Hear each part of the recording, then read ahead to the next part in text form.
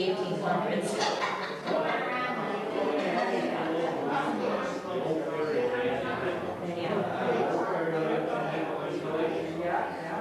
He told me he liked it. And I told him he lost all my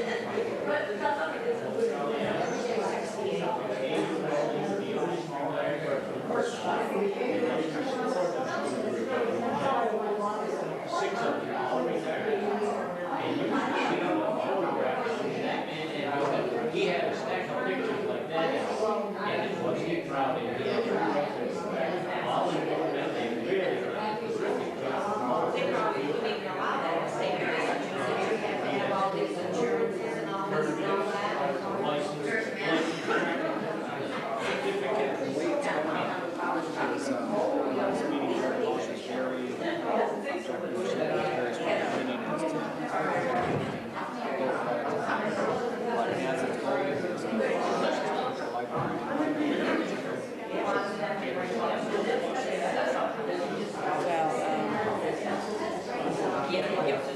As I say, I mean, I worked they were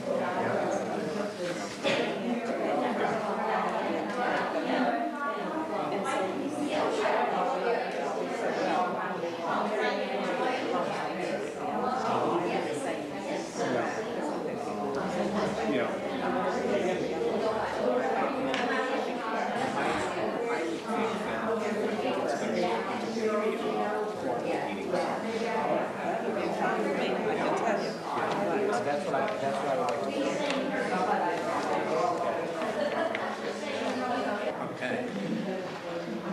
Good afternoon, folks. I look around me here, and of course, most of you know me. For those of you who don't know me, I'm John McGrath from Terrace Falls. And I lived here in Sunderland for, I don't know, 60 or more years maybe. This building across the street here, this store, was mine once upon a time, since 1950. Then I retired in 1968 and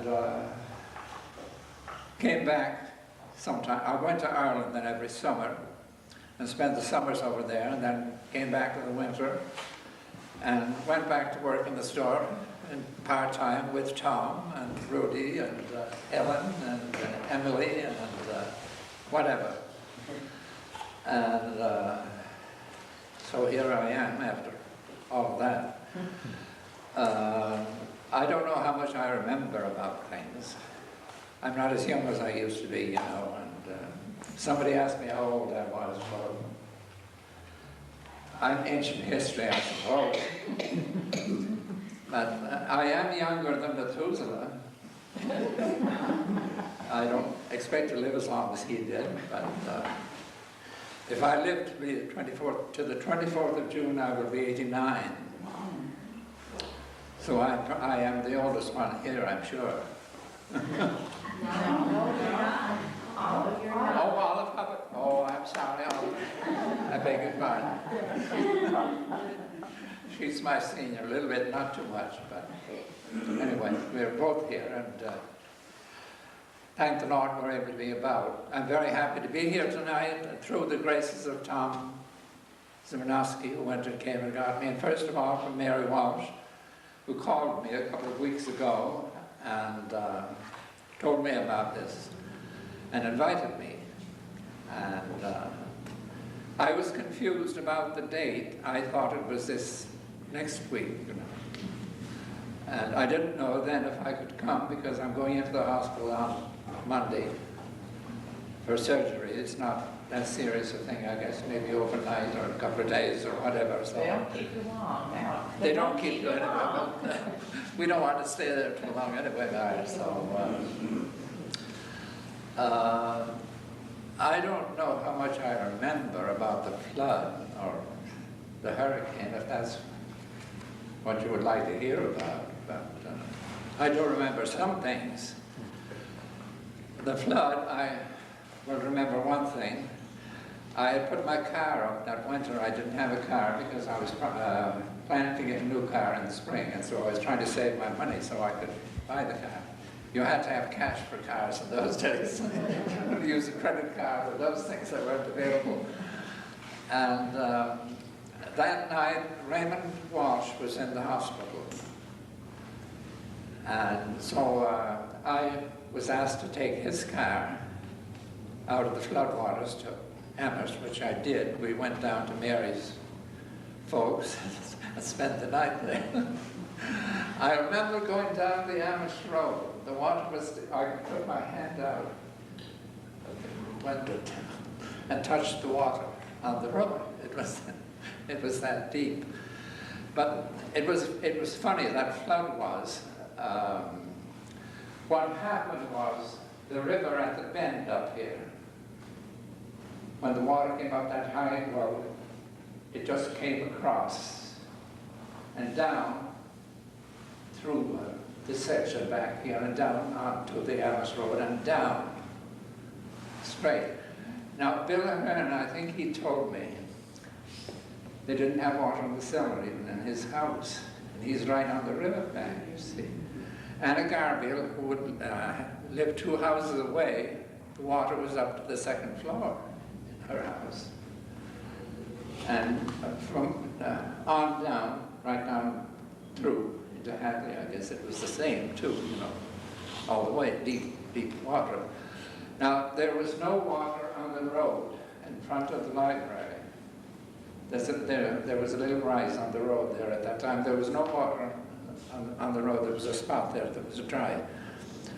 And I had the store in front of the post office at that time, and the water came up to the door, but it didn't come in. So it depended somewhat. It varied as to where you were. But it was frightening, though, in the night. No lights, nothing, pitch dark. And trying to get around. It was really scary. Everybody left town except Dr. Moline. He stayed, and Dick Graves. They both stayed. They wouldn't leave. But they were the only two, I guess, that... well, of course, anybody who was up on the hill here in that section, they had no problems at all. Because this was all down the middle. It was really... You know that down on the Hadley Road there in Hawken, on the sign there's a sign there that the water is this high. I don't know how many feet, but I'm 6 feet tall, so it's higher than that, right on the road there. So it was no joy, I guess. But I came back the next morning with Leo, I guess, Mary. But we came back over the hill here. We couldn't come through the Amherst Road. And I came back and opened the store the next day. Of course, there were no customers. But I remember also about the hurricane. That was 2 years later, of course. And I think I have the dubious distinction, maybe, of being the last one that crossed the temporary bridge. This was between 1 and 2. We used to close the store, you know, then from 1 to 2 for lunch every day. And I was going to the bank in South Swampfield. And I came on down and went on the bridge. And they were on the other end waving me back, you know. But there was no one on this end to stop me. So I kept on going. I thought I had 4 flat tires on the car because it shook so. But I made it anyway. Well, I had to go to Terrace Falls in order to come back. I had to go back to Cheapside and come back to Terrace Falls. But another thing I remember about that hurricane too. There were a number of men here who were working on the bridge, you know, at that time, engineers and that. And there was Grover Gaffney, who lived up the street here. He lived in the house where the Scots now live. He used to park his car right next to the town hall on the grass there. And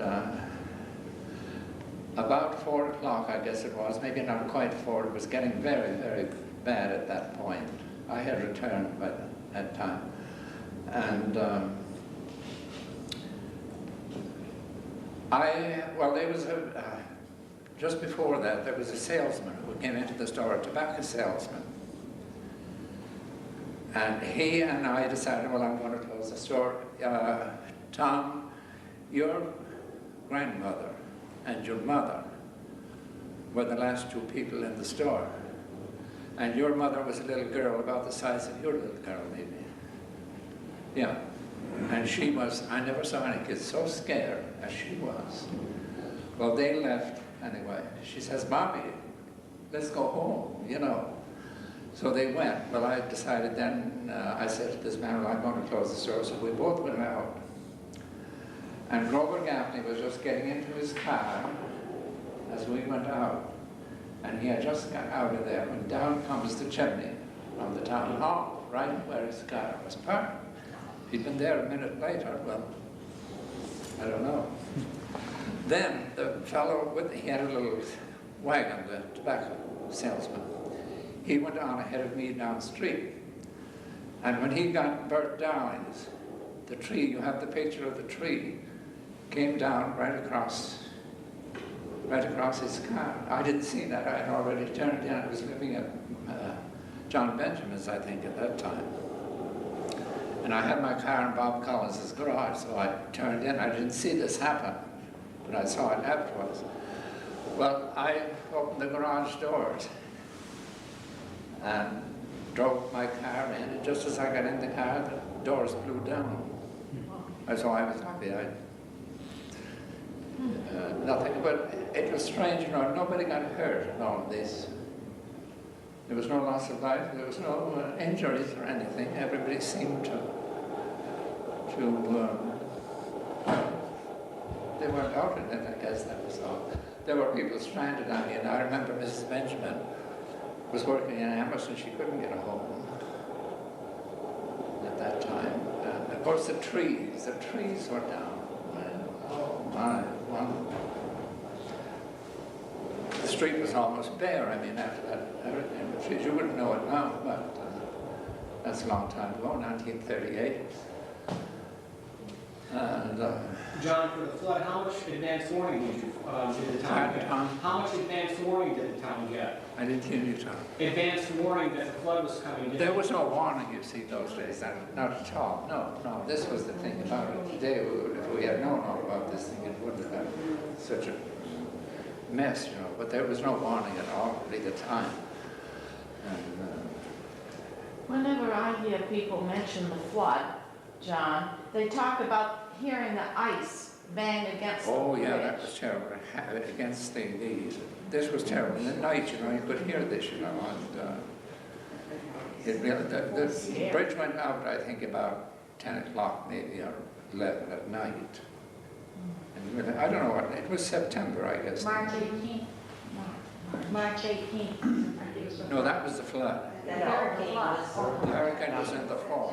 that was in September. September, I believe September sometime, yes, it was in the fall anyway, but the days were short, you know, too. I mean, they were short, and then it wasn't daylight for that late. I remember when I went into Benjamin's, John was there, you know, and I said, well, we'll make some coffee, John. I went to get the coffee, but all of a sudden I realized that there is no electricity on it. We're going to have coffee. Did that bridge go out also in 38? That was 38. That was the temporary bridge that went But out. it held? It held. No, it didn't. It didn't hold. No. The temporary bridge went out. Oh, it In did? the hurricane, oh yeah, like matchsticks. Oh, really? Oh, I guess it did. I don't know how much more I can remember. John, Yes, you spoke of coming back over the hill. You're talking Silver Lane, right? what is now Silver Lane? Yes. Would you venture a guess the number of houses that were on Silver Lane at that time? Well, I would. There was Bert Russ, Charlie Kukowski, Adam Kozlowski, both Vallecos were there at that time, and Tony Viscaitis, and Mishkovsky's. And then on the other side, coming down on the other side was Tom's grandfather, and right below that was Podwarsky's in the back, and then these houses are still there. There are additions, but these houses are there, and they're the ones that were there at that time. But there was probably less, not even a quarter of what there are now. But there was nothing on there was a garage here, Miller's. Mr. Miller's garage, yes. And that was it. This house next to what was the garage, you know, used to be on the corner here, Fish house. but it wasn't there at that time. That was Miller's house. That was moved later. I remember when they moved it, I watched it all day while they were moving it. But that's about all the houses that were there then. It was a dirt road then, really, too. Well, to the garage and a little further to the turn, it was paved, I guess, but the hill up was just a dirt road. And there was no road at all across the top of the hill there, which is now Silver Lane. There was nothing there but woods. John Stroze's house was there, yes, on the corner. That was the only, these houses here. I don't know where I am in this town anymore. I just get confused. John, Yes? did you say the town was evacuated during the flood? Oh, yes, everybody went out except Dr. Moline and Dick Graves.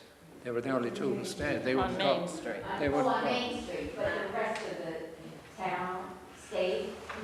Oh, Up that way. It was fine up on the hill. oh.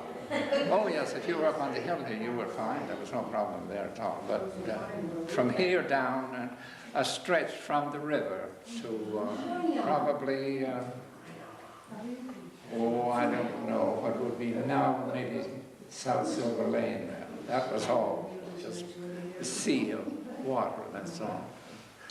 I'm a little deaf and I didn't hear you there, I'm sorry. Oh, you answered the question. I'm not deaf, you know. I remember, long ago, speaking of deafness, some of you remember Kathy Williams, Grandma Williams? Yes. She was in the Grange that time. I think I was master of the Grange maybe at that time. And she spoke to me after the meeting and she says, I'm not deaf, John, she says, but I'm not hearing. I'm not deaf, she says, but people don't talk as loud as they used to. And she really meant that. She was, John, you wouldn't know about this, but if you had been married, you know what your wife would tell you? What, shut up? No, you don't have a problem hearing, you have a problem listening. Oh, is that it? Well, maybe that, well, I have a problem. I have a hearing aid, but I don't wear it. It doesn't do much for me. So. I have no trouble, really, where there's no noise in the background. I do well enough. But, this ear, there's no hearing in this ear at all. John, tell them about how they used to get to South Deerfield. Tell them about that nice little boat that they used to ride in. Oh, yeah, the boat. That's right, that's right. We used to cross on the boat, you know, to... Mike Bishko was the boatman. Yeah, sure. There's a picture up there. He was busy too all the time, but you couldn't get across unless you had some business. You didn't go for pleasure, I mean. You had to have some business now. How long, Get the boat ticket. how long did that go on? Oh, that went on for a long time, until the new bridge. The new bridge was... How long? Well, they were working on the permanent bridge at this time, you know. I wasn't up here then. So it wasn't too long after until I guess the next year, the permanent bridge was in there. Yeah. It wasn't too long. I'll tell you a little story that's cute too. I thought, this has to do with discrimination, you know, somewhat. I was in the store over there at that time, and this young man, I guess he was from Boston, he was boarding with this couple in Sunderland. Well, they're long since gone, it doesn't make any difference anyway. And she asked him, he was coming up the street, if he would do an errand for her at the store. And he said yes, he would. He told me this when he came in. And now she says, don't go to the first store you come to, she says. Go to the store by the post office. The man that runs it is Irish, but he's all right. I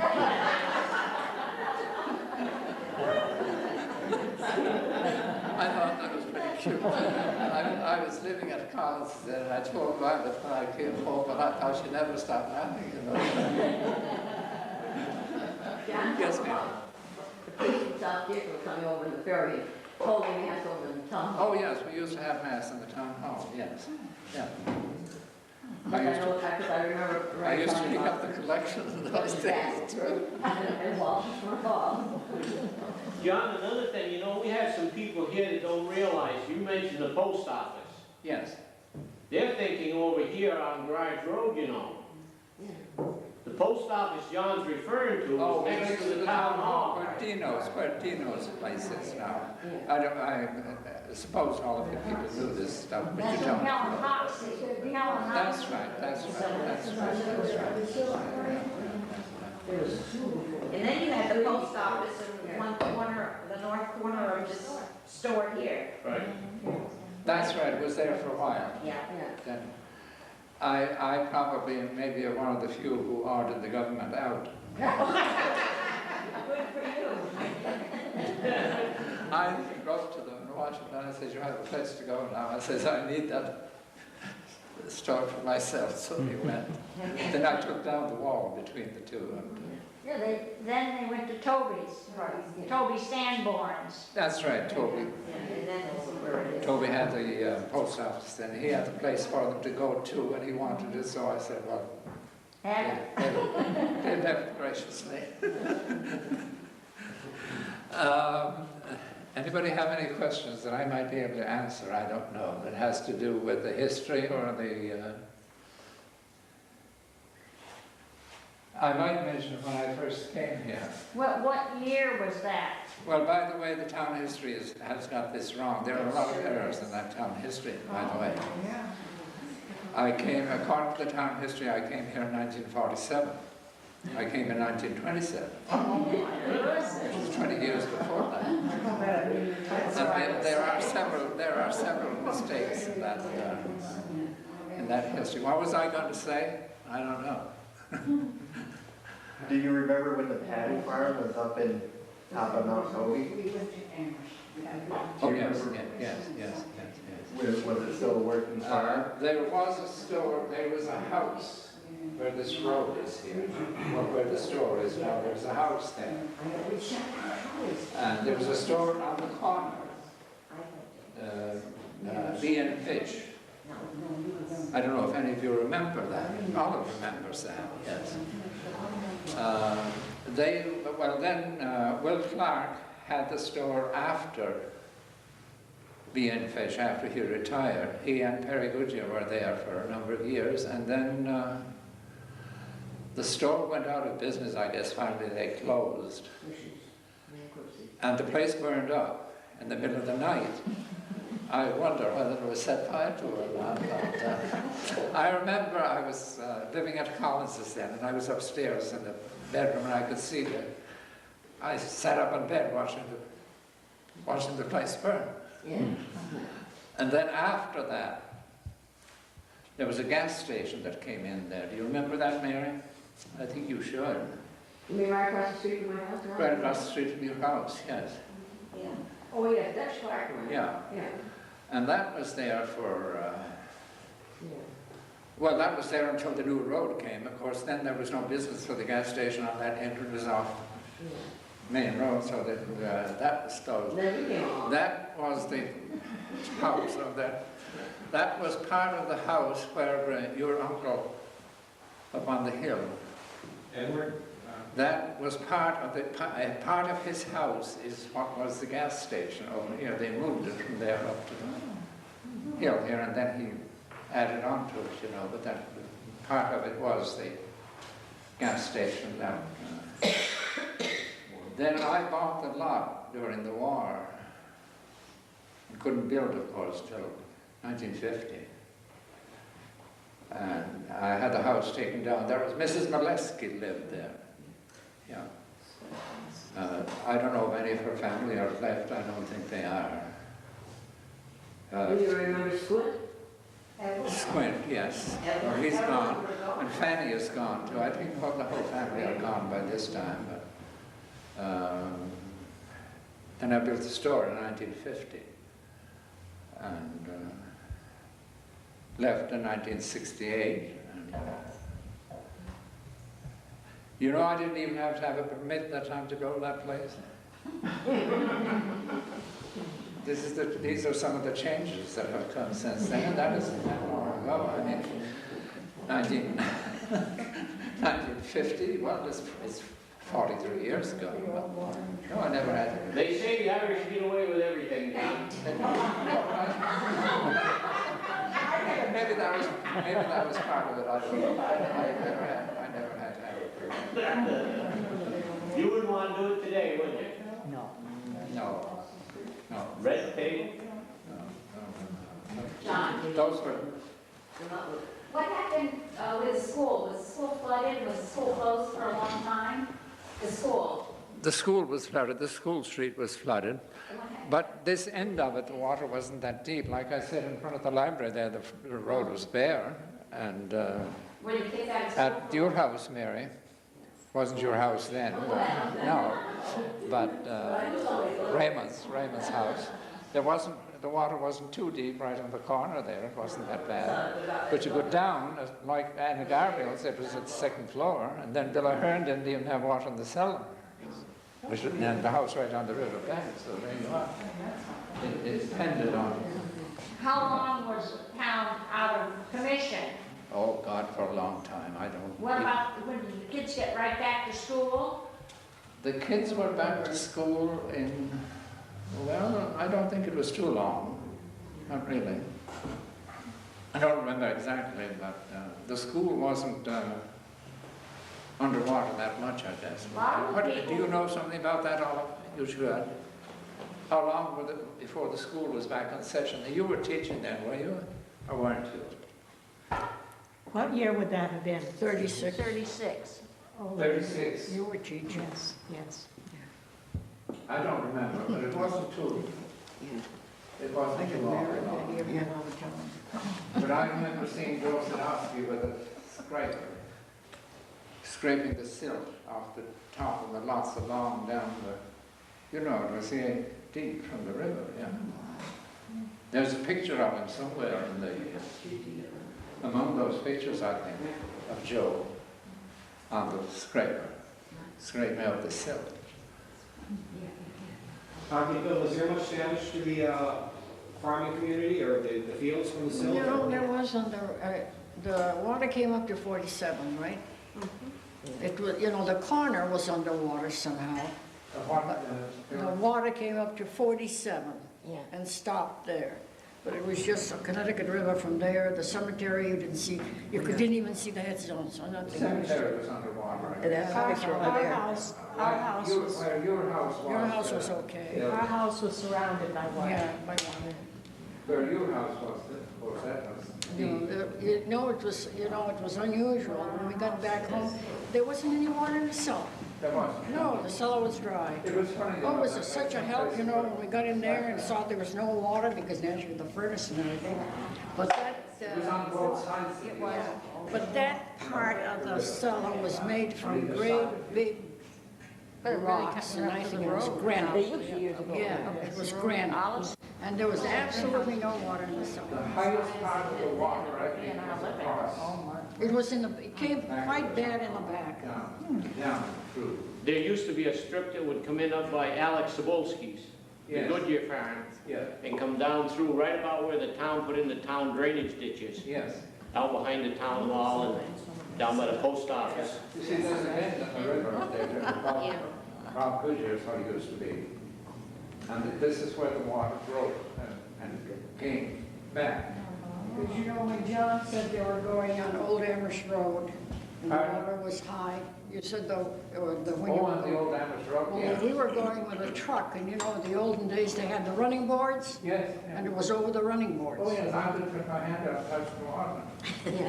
And then they had the state police in there the next day with boats, and they took us across there, Old Amherst Road, you know, because somehow it was low there, but high in either end. Did you stay at the Curry Hicks Cage or where did, Amherst We all College, went down. Pratt Jim was one of them. We stayed at the Zacks. Dad took the cow and All of those people, Two the horses. refugees from here, all of them went to the cage. And Amherst College also, And that Amherst Jim. College, but mostly at the university, yes. Dad took the two And they were horses. there, oh, some of them were there for some of And them. filled the wagon with hay, and he went up, See? you know, we owned that tobacco barn. I remember maybe. Up north, Silver, Yeah. Reservoir Road. Who said that that? barn. And he went up there with the animals. He took the animals up there, and he stayed there with them all night, slept in the hay. I remember, you remember Tom Sharkey? Mary, he stayed for a week because he didn't want to come home. I remember old Jim Curran, when he was down at the house, that night that you guys came out of the house. Yeah. He was the Were there a lot Mr. of- Hearn down the street. I don't know that, I don't remember things, you know, really.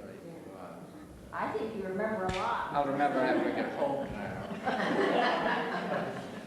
He's doing very well. He does very well.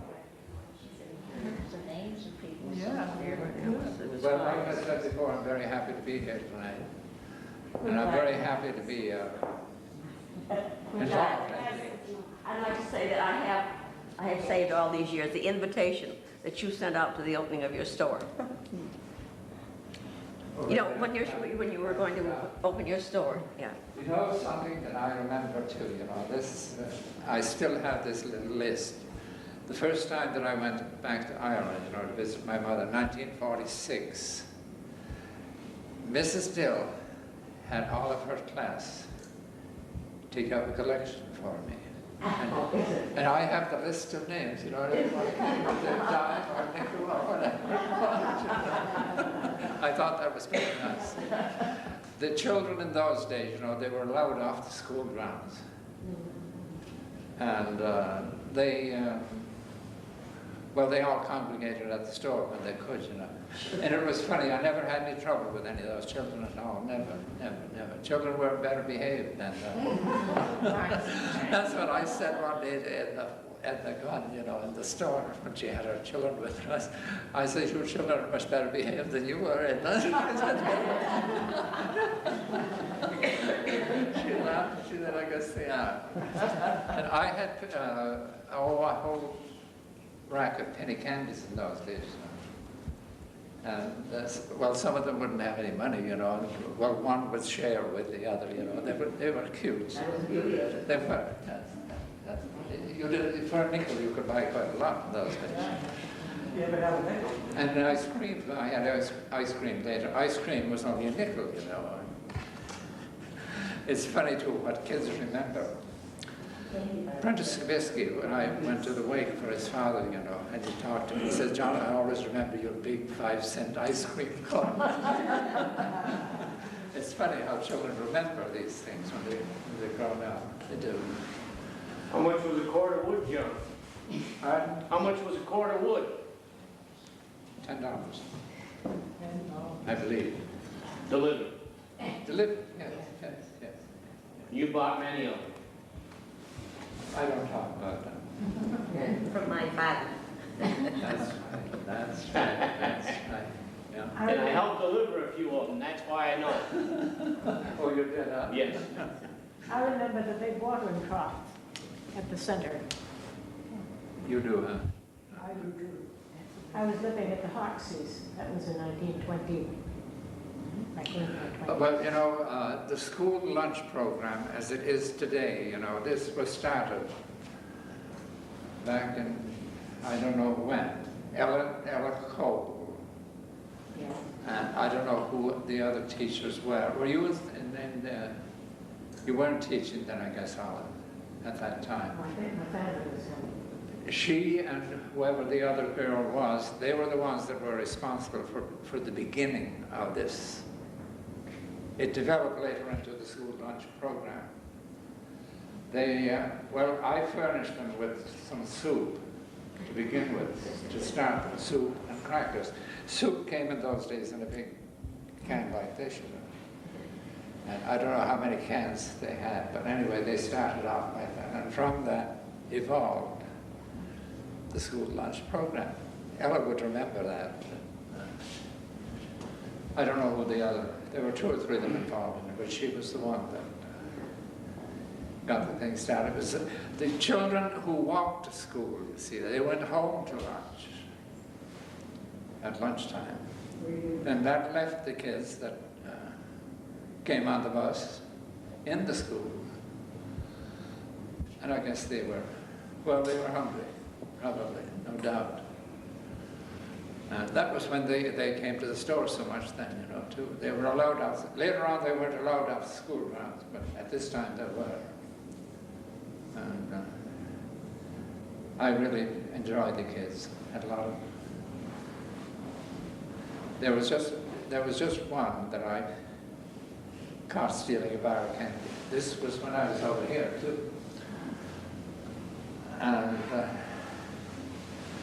well, he cried and he cried and he cried. I felt worse than he did, I think. I said, "I'll give you the bar of candy." I says, "But don't take it." I gave him the bar of candy finally. But he, you know, he just, well, you know how a kid is, and these things are right on the rack there in front of you, you know, so the temptation is right, like Phil Whitmore used to say, I can resist everything but temptation, you know. So. Well, like I said before, I'm very happy to be here tonight. I'm not going to keep you any longer. I've talked long enough. And, We're happy to have you. I hope to be able to come again to you as long as I am invited. Well, of course, if it wasn't for Tom, well, I wouldn't be here tonight because I wouldn't drive. I drive where I have to, but I don't drive at night. My license is coming due in a couple of months. And I don't know whether I'm going to get a license or not. And I don't want to have to go to Northampton and stand in line either. So maybe I'll be walking. I don't walk too well. But thanks again, folks, for listening to it.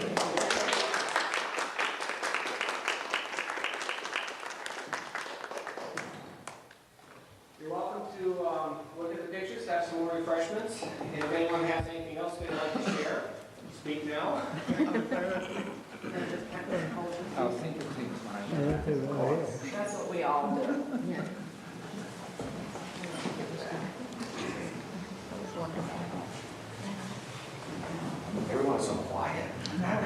We're thinking. Remembering. And I am going to Boston I'm going to drive on the 1st. Oh, Irene.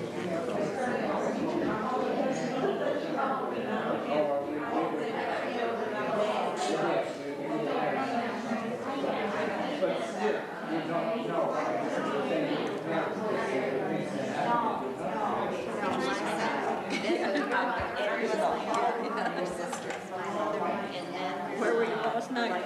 Executive board meeting in the legal Yes, that's Oh, this is one that my brother-in-law, Bob Coffin.